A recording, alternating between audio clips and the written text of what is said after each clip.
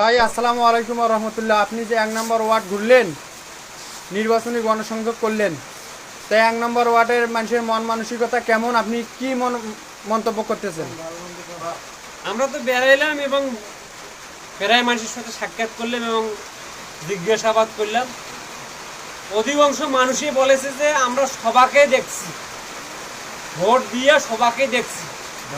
এখন আমরা ইনশাআল্লাহ আমাদের এখন আর কোনো ভয় নাই।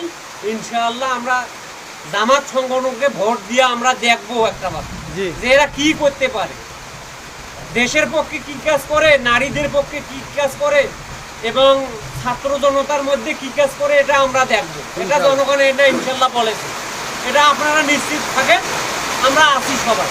তাহলে আমরা ইনশাআল্লাহ নিশ্চিত নেক্সটে বাংলাদেশ জামাতে ইসলামী ক্ষমতায় আসতেছে ইনশাআল্লাহ। আমরা এটা চেষ্টা করেছি, এটা আমরাও আশাবাদ হয়েছি এবং আমরাও দেখেছি যে ইনশাআল্লাহ আসবেই ইনশাআল্লাহ।